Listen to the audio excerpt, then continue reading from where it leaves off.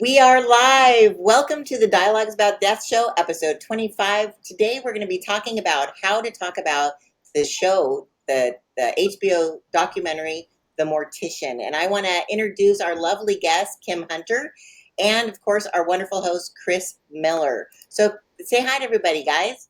Good morning. Good How's morning. everyone doing? Thank you for having me on, Chris. Hey, you're welcome, Kim. It's a pleasure having you north of the border. We're taking the show international today. I will love it. We are. We love Canada.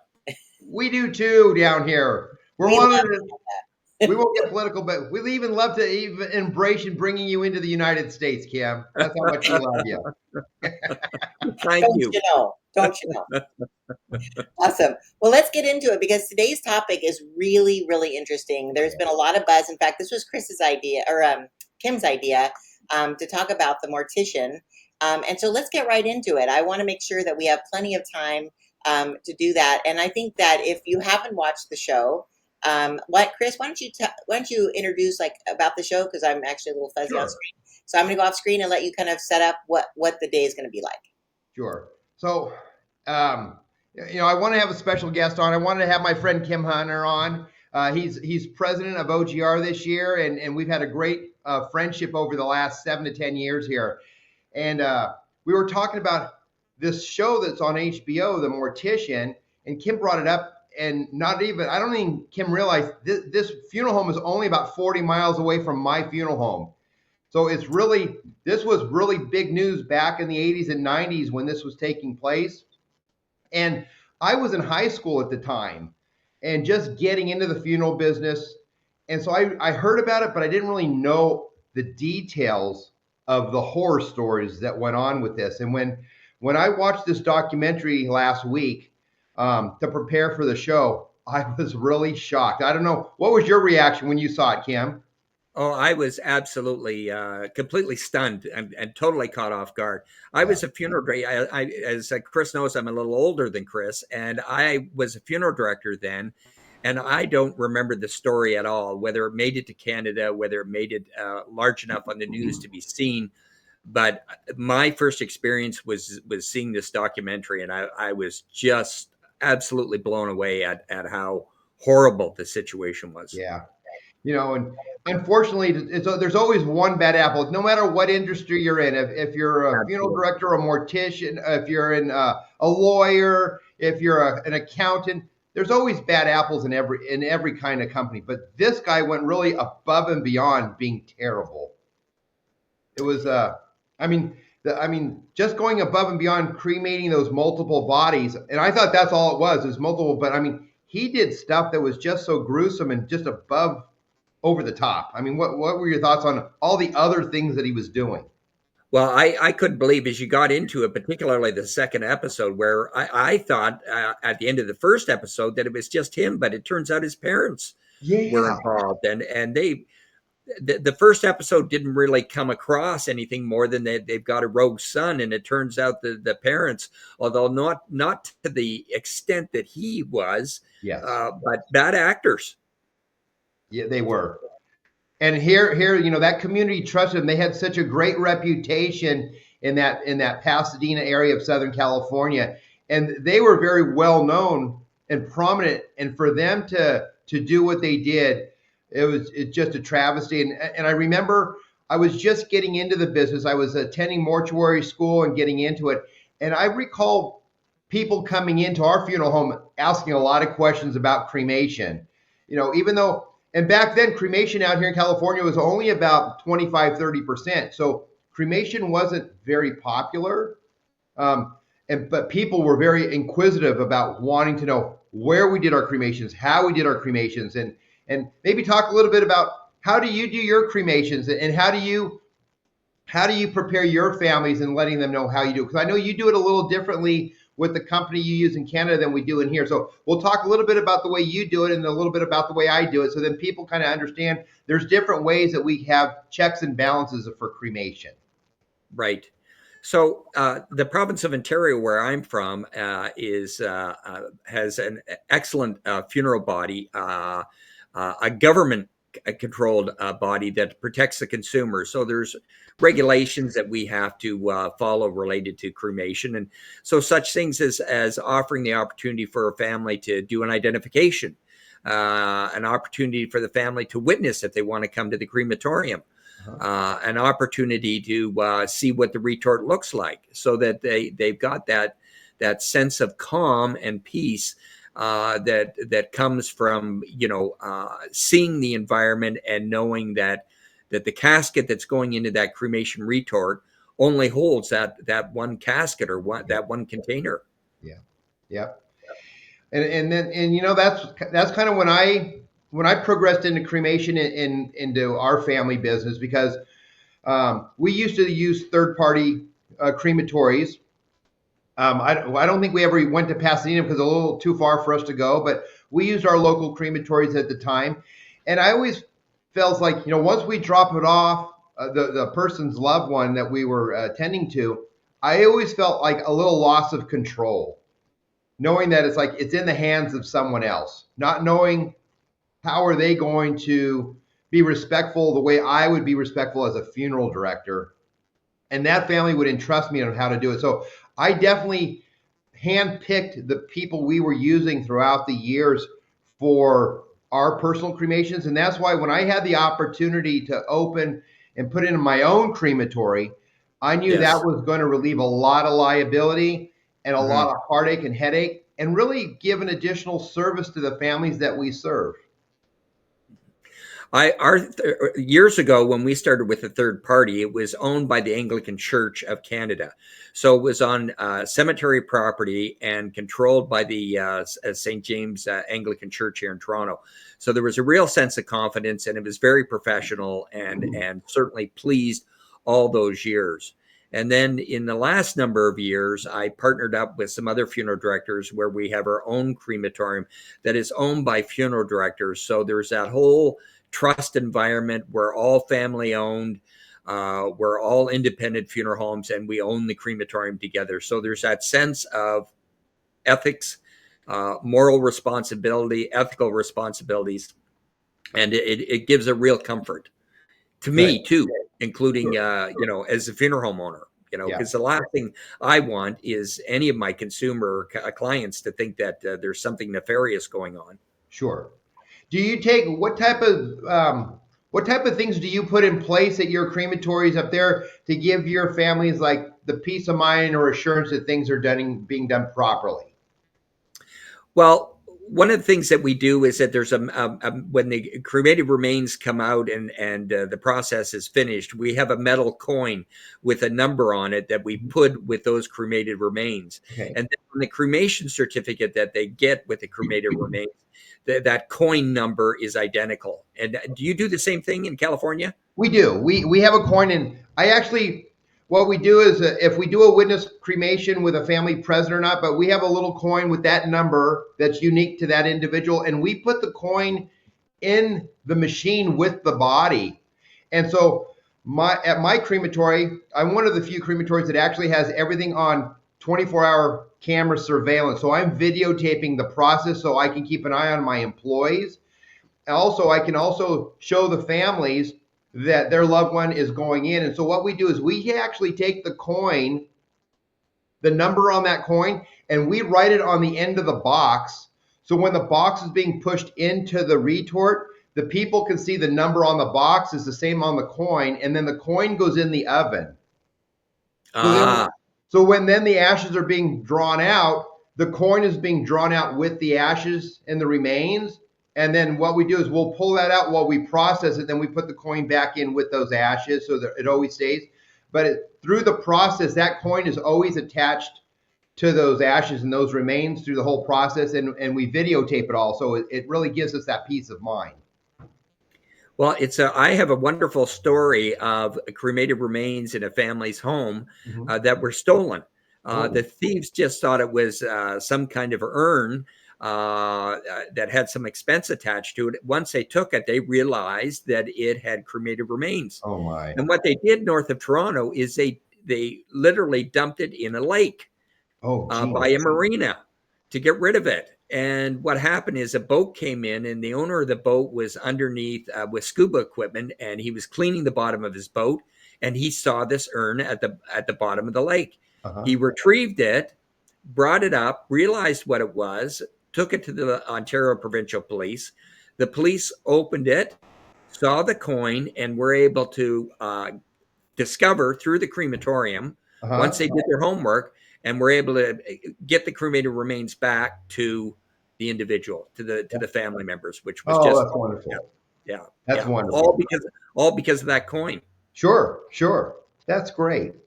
Let's see. Let's go back into asking some questions about the show. That show, how damaging do you think it is to our reputation when something comes up like that? So right now this show, this HBO documentary is out there in television around the country, and people are going, "Oh my gosh."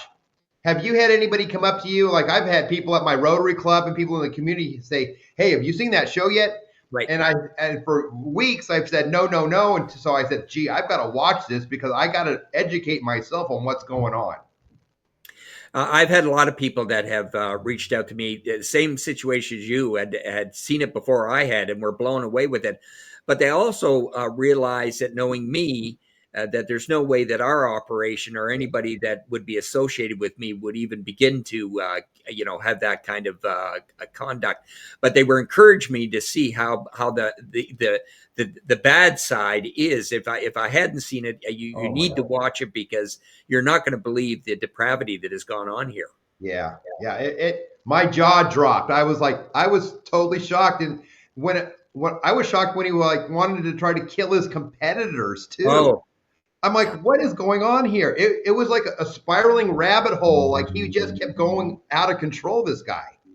There's no question he was a sociopath. I mean, he's just. I don't even think he sees any remorse today. He doesn't. He That's what when they interview him in this documentary, he's like, "Who cares? It's like they're dead bodies. They have no feelings. It's like you can put multiple bodies in there. It's not a big deal." And I'm like, "Where's the respect? Where's the dignity of giving that person their final wishes?" And this guy could care less. He was just like, "Yeah, let's just throw as many in there because he wanted to make the biggest bottom line for his dollar type of thing." It was and in that second episode, when the crematorium burnt down and he moved to that new facility, Oh my gosh. that was a tile factory. I was speechless. I was speechless to see. Yeah. Because I thought he was only doing, at the one place in Pasadena, he was only doing like 10 to 15 bodies. But then when he went up on Hesperia, which is about an hour from my funeral home, they were doing 150 to 200 bodies in the kiln. I'm like, there's no way possible. My head exploded. I couldn't imagine. I'm like, it was just mind blowing. It was mind blowing. I mean, I wonder if people saw that part and said to themselves, I mean, it's just like something out of the Holocaust. Exactly. I mean, really, that's how overwhelming it was. Do you remember, did your dad, did he ever speak of it? Was he very much aware of it? He was very much aware of it because, again, he was actively in the funeral business. And then, so families were coming in asking him all the time, "Do you know the Lamb family?" And I mean, back then, everything was mom and pop. There weren't the big corporations back in the 80s, And so that's when SCI was just starting to buy a lot of funeral homes here in the United States. So a lot of the funeral homes were mom and pop, and my dad knew of them. But again, since they were in LA County, they were in a different county than us. We really didn't associate or do our cremations with them because it would have been crossing county lines and stuff. So we definitely heard about it. It was always headline news nightly, and when it went to trial and stuff. And here they got just a slap on the face, really. I mean, just a couple years in prison for literally affecting over 25,000 families over those years that he did those cremations. It was mind blowing when I was taking my calculator trying to calculate how many cremations, if he was open 365 days, the number of cremations he was doing. It was just like the state, and I'm surprised our state didn't come in sooner, knowing this little mom and pop place was doing like 190 cremations a year, and then a year later they were doing 1,000 and 1,500. I'm like, Well, and how he does was that happen without additional equipment? exactly, and he obviously was duping these other funeral homes that he was doing business with. Exactly. Yeah. So I wonder if a lot of it was the reputation of the mother and dad, that the son, the wayward son, was living out that. Everybody thought that the mother and father were good, solid, you know. Absolutely. I'm sure that's what got him all his business. Like, hey, I'm part of the Lamb family. It's like I got such a great reputation, and people said, oh yeah, you guys do, yeah. And then he was doing it for really like lowballing the competitors, like really like hundreds of dollars less. Like a cremation was like $200 to $300 back then. He was doing them for $50 to $70. Just It was just crazy. And I wanted to interject a little bit because we want to talk about how this show, not the show, but just this what happened in the '80s has changed the regulations. Because obviously, good actors like you, people who are doing business ethically, because you have you actually have a soul. But it did change regulations to talk about. But something you guys were mentioning about how he was so greedy. He wasn't just burying multiple bodies. He was like foraging for body parts and selling those off to labs. He was Yeah. taking out gold teeth. So I wanted you guys to talk about that and how those things are now, like, not only before just ethically only, but now with the regulations. How does someone in the community know that that is not going on at your funeral homes? I wanted you to bring that up and how the regulations have affected the industry. Sure. Oh, and something also is, we didn't even say this, Chris. Were the past president of the Order of the Golden Rule, and Yeah. the current president of that. So make sure you work that in, because I want people to know how awesome that is. Sure, you bet. So Kim, tell me a little bit about if a family comes to you and says, "Oh, hey, we would like the precious metals out of Dad's mouth." How do you go? What is your policies, or what is your thing with the funeral homes in Canada? How do they approach that? Well, yeah, we certainly don't we don't do any of that. And the first time I remember as a young funeral director that I got caught with a situation with a family asking for the gold teeth. I quickly had to figure out what I was going to say to them, because I definitely was not going to do it. So what I told the family, I said, look, in our operating room, we don't have the surgical equipment to remove gold teeth. So I said, that being said, if you would get in touch with your family dentist, Yep. we can arrange for them to come and do that if everybody's on board. Well, as soon as I mentioned the idea of bringing on the family dentist, that shut the whole subject down. Yep. It was fine to ask the funeral director to move the gold teeth, but if I couldn't and I had to involve the family dentist, they weren't going down that road. So Yep. it never happened. Yeah, and we do the same thing. And to be honest with you, it has happened once at my funeral home. They brought their dentist in, and they had Dad's. I said, hey, that's fine. The dentist extracted them and handed it to them. There, they waited in the lobby while it happened, and they got their stuff, and they were all happy. But it only happened once. And I explained to people that the amalgams in the mouth and stuff, they all melt into the cremations when it's gold. It's such a fine material, it melts and it's all part of the ash, so it's part of your loved one. And what we do with, like, when people have like hip replacements and pins from accidents and things like that, we work with reputable companies that are metal recyclers. Yes. And then the metal goes to those. And I have a company that I work with that they usually give you the option, and you get pennies on the dollars for the metal. It's worth literally nothing because it's all burned up, but they extract what they can out of it. And I have a company that I work with. They'll either give me back the check, and it's like 50, $100. It's minimal for the amount we create at our funeral home. Right.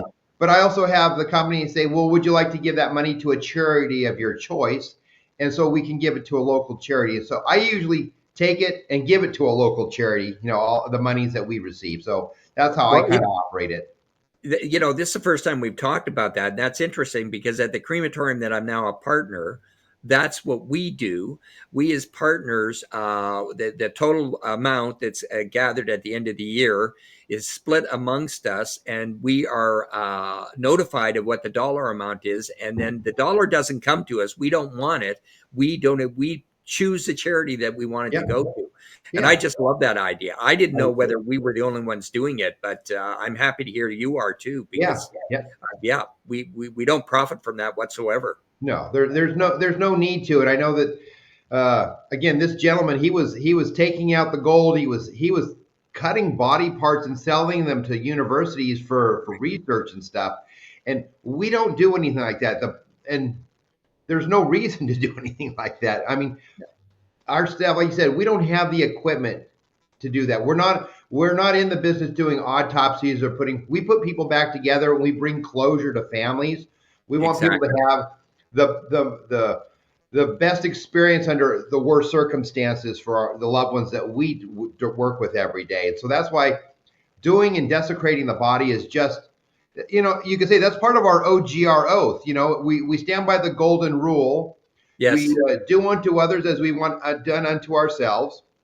And Yes. we have our list of things that we do, our ethics that we do through OGR.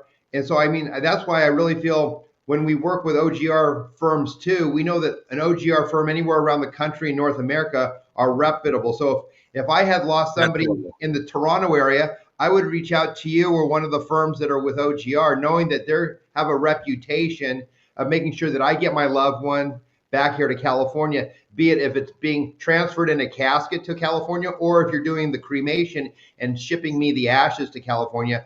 I know that I'm working with a reputable organization under the OGR brand.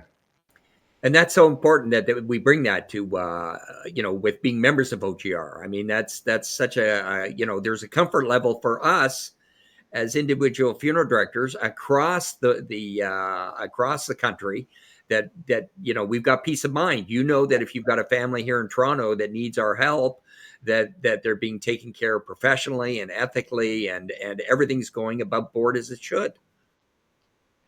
So let's see, how do we, I guess we've talked a little bit about this, of how do we make sure we restore the faith and keep the faith that funeral service is a dignified profession. And it's like 1% of those bad apples out there, Right. but they always ruin it for us. So what do you do maybe in your community, or how do you make sure that you keep your reputation as being an upstanding and outstanding? Because Humphreys has got an amazing reputation in the Toronto area of Canada. And how have you been able to maintain that, and how do you continue doing that? Well, and I think one of the important things is just that continued reach out to the community and being involved in the community. They get to put a face to the name of the business, which I think is so important that they can identify with someone, which gives them a level of comfort. Because as you and I both know, there's a mystery around what we do for many people. And so if you become a faceless entity, we just put more mystery around it. So I think that's so important that communication is the absolute key with the community. I agree. They need that and want that. So, and is there, as I know we're going to be wrapping up here in the next couple of minutes, is there any like a message or something that you would give to a family out there that have seen this and are like, gee, should I still cremate? Or is there any reassurance or words of advice or things that you would give? Maybe, do you talk to other funeral homes in your area? Do you hear about word of mouth or reputation? What are a message or something you would tell a family, giving them some advice? Well, I think if a family is nervous about cremation and that's where you've got to encourage them to do the identification. That's where you've got to encourage them to go to the crematorium and do a witnessing, so that so they leave at the end of everything that's happened, they've left with a comfort knowing. So I think that's a really strong, a strong statement that, look, if you have any doubt, then take me up on the opportunity for you to see your mom. Come to the crematorium and actually witness, the start of the process. And I think for those that have got any doubt, I mean, that speaks volumes that it's exactly the professional way they expect it to be done. Yeah. I know that I'm always asking families to ask questions. It's like, what's your concern? Let us talk you through it. And so we have a little, it's kind of like it's a cremation bill of rights of this is what we do when we have your loved one in our care. And we kind of go through that with them to kind of reassure them that they're always under our care and supervision. We do the cremation ourselves at our facility. and we have the steps and procedures of identification and things for their peace of mind. And like you said, when families always question cremation, I'm like, well, why are you questioning cremation if you're such an advocate for it, but you're questioning it? You must have something going through your mind. And it's a show like this, like the Mortician, that makes people start questioning if they should or not. But again, opening your door, having an open door policy, letting them have closure, because that's all part of the grieving process, and giving them that opportunity to see their loved one and say goodbye, and also to see them being placed into the retort, the machine where we do the cremation. I think that puts their peace of mind. And then, by educating the consumer like that, they're going to go out and say, oh my gosh, I had a really pleasant experience. Absolutely. And that actually helps drive our sales when it comes to people that want cremation. If they want those additional services, we offer those. And not all funeral homes can offer them, because they don't own and operate their own crematory, mm-hmm. or they may work with a company that is not as reputable. And then sometimes you go to some of these low-cost providers, some of these national companies that are doing cremations for just a couple $100. Those are the ones I would be concerned about, because Absolutely. Those places are kind of being run and operated like David Sconce operation. Not to say they're doing that, no, but they're doing not mass cremations. They're doing high volume. They're doing thousands and thousands of cremations a year under one firm, and they're taking them from all over the country. Like David Sconce was from San Diego to San Francisco, and he was picking up bodies all over, where most funeral homes would really just work in their basic area of the 15, 20, 30 miles radius. You might deal with a family that's 50 miles or 100 miles away on occasion, but you're not doing cremations 300 and 400 miles away to serve your funeral home, because we're mom and pop and we're local, and we keep it more like boutique. Well, and Chris, as you know, I've been to your funeral home and your facilities, and the whole way, everything that you've got is just done so professional, and it's got to be a great comfort to your families that they can literally go across the parking lot from your funeral home, and there's your beautiful cremation facilities right there. Yeah. To see that it's right there on the premises, that it's your staff, it's your facilities, and it's just got to have such comfort for people. It does, and I really think that's what's put us kind of on the map in our area here, the Inland Empire of Southern California. Is we're one of the few funeral homes that actually has an on-site crematory open to the public. Yes. Again, there's a lot of mom and pop funeral homes that may own crematories, but their crematories might be 4 or 5 miles away or 20 miles away, and it's not a convenience for their loved ones. Where we make it extremely convenient, because we're all in one location. Like you said, we're 200 feet away from each other between the funeral home and the crematory. And I've seen you, I've witnessed you with your sense of pride of your crematorium facilities, and they're beautiful. Yeah. And it gives that whole sense of comfort. Absolutely. And that's the experience I wanted to create, to debunk those myths of cremation, because sometimes some of these crematories are in warehouses. They're not as you not say luxurious, but they're not as detailed or refined. I try to keep my funeral home or in my crematory I treat it as if it was my chapel, or if it's a public area. So it's finished off and it's open to the public for the family members to see their loved one at any time that they want to do that. Yeah. So I didn't want to interrupt you, gentlemen, but we had a question from the audience. Oh, sure. Came in, and as you can read it on the screen there, that Mary Pope Hatfield is asking that every industry has inspectors to provide oversight. Does your industry have visits from anyone to hold businesses accountable? Yeah. Yes. Here in California, we have the Department of Consumer Affairs. It's the Cemetery and Funeral Bureau, and we are inspected at least once a year. So over a 12-month period, our funeral home and crematory are inspected, and they come through and they check our documentation, they check our records, they check for cleanliness, they check for identification, they making sure that our holding areas are at proper temperature, our machines are being calibrated properly. So we do have an inspection once a year, and I model myself when I see the inspector, I get excited, because I say, hey, I want to make sure I go, I want to be your poster child of doing the best. So when you go out there to other funeral homes, like, boy, you should go take a look at Miller's. They're doing it right. And so I have always had 100% compliance, doing it right all the time. And when the inspectors come in, they're like, wow, this is a really nice place. And so it really debunks, because they go to a lot of places and they're like, and I don't want to hear about the other places because I don't want to hear about it. But our inspector always is like, wow, you've really done this right. And they always say, I wish other funeral homes would take your lead. And so that's where I knock on wood. I do it right because I've wanted to do it right, because I think our families and our community and our industry and our profession deserve to have it done right. Absolutely. In Ontario, we have what we call the BAO, which stands for Bereavement Authority of Ontario, and it's the controlling government body that inspects funeral homes, cemeteries, crematoriums, and just like you, Chris, we have the same thing. Inspectors come, and we greet them with open arms. Yeah. There's no hesitation on our part of having them come. We want them to check our facilities. We want them to look at our trust funds. We want them to look at our operating room and our facilities from top to bottom. Yeah. Because we're proud of them. We know we're doing things right. And if we happen to be doing something we should be doing differently, we want to know it and make sure that we correct it. Absolutely. So, yeah, right. I think if you're a good operator, there's no reason in any way, shape, or form that you should be concerned about an inspection being done. That's correct. And we, like you, welcome it completely. Yep. Great question. Thank you, Mary. Thank you.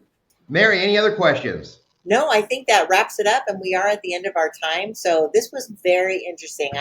I'm glad that you guys gave your take on David Sconce's sins of the and the fact that they were only slapped on the wrist is heartbreaking. Yeah. But I think everything goes around, comes around. David started doing all kinds of other nefarious things, and he's back in jail. So just to give people peace of mind is that he is paying his due. And the families, even though they didn't get restitution for what happened to them specifically, he is now being, basically punished for all the other crimes that he's created. Well, and if you guys haven't watched it, it is a good show. And what's nice is you need to know there's people like Kim and Chris that are the exact opposite. They have such a moral code that it literally, when I've talked to them off screen about this show, they were both mortified that something like this even existed. Like, it's not even in your mind like that could even happen. So when the show, we're all like, oh my gosh, like, wow. Because that's just not how anyone, in fact, that's the beauty of the Order of the Golden Rule that you both have been presidents of. And Kim, again, congratulations that you're the current president. You're held at a higher ethical standard by the group. But I think everyone who's part of that group already is ethical. That's why they joined the group. That's right. Is there any little plug? I'll go off. We'll end with this, and I'll let you finish the show, Chris. Give a little plug about OGR and the members, and you too, Chris, because obviously you're passionate about this, and why someone, if they're listening, because this is going on podcasts across the world, why they need to look up a member if somebody in their family is passing away, why they should look up a member of OGR to take care of their family. Sure. Kim, you want to say a few words first, then I'll close? Yeah, I'm proud. We've been a member of OGR as a firm for over 40 years, and my fellow members like Chris and all the other members have the same high ethical standards that we have. That's what brings the pride in belonging to OGR. When I get together at conferences and meetings with these people, we're all like-minded. We're all concerned and compassionate and passionate about what we do, and want to do everything to the morally and ethically best of our ability to all our families. Yeah, I agree, Kim. Our firm has been an OGR member for over 70 years, and it's been wonderful being more active over the last 10 to 15 years in OGR and getting to meet people like yourself, Kim, and even Paul and Jamie and Evan and goodness, Charles. There's so many names. George Dart. There's so many people out there that I've been able to talk to, which has helped me elevate my business too with little things. And I know with Jamie and Dan there in Wisconsin. They just put in their own crematory there in Wisconsin, and I know they talk to you and they talk to me of what should we do, how should we do things, and so they've implemented some things that they picked from other members of our Yes. organization. So Yes. if you're out there looking, if you're an independent funeral home and you're looking to get involved and get to know other like-minded, ethical funeral directors across North America, look into OGR. It's a great time to get together, meet people on a one-on-one, and really develop friendships. And I think that's the biggest thing, is the friendships that we've developed over the years will last a lifetime. Even once we're retired out of this business, I could still see us being still connected. I can see that bond going forever. Yes. Well, Kim, I also want to thank you. I know it's a little bit of a time difference. This is the middle of the day in Toronto for you, but I want to thank you for taking the time today, being my guest, and talking about the show, The Mortician. It was good catching up with you and good getting your perspective, and it was good for my guests getting a little different perspective of what goes on up north of the border. We do love funeral service, and what we're here to do is to serve families, and we really do it the same way. There are maybe a few little tweaks of traditions and things, because even here in California, from Northern California to Southern California, there's different traditions. And when you go from the West Coast to the East Coast, there's different traditions. Absolutely. But we're still in it for the families, to giving families the peace of mind, especially when it comes to cremation. And hopefully this show today has given them a little enlightenment, knowing that there's 99% great funeral professionals out there doing burials and cremation the right way. So you don't have to worry, but it is important to research and talk and ask the questions when you're needing services in the funeral profession. Please ask your questions, and hopefully your funeral director will be upfront and honest with you in answering those questions in that time of need. Chris, I can't thank you enough for having me on. It's been my honor and privilege to be here with you.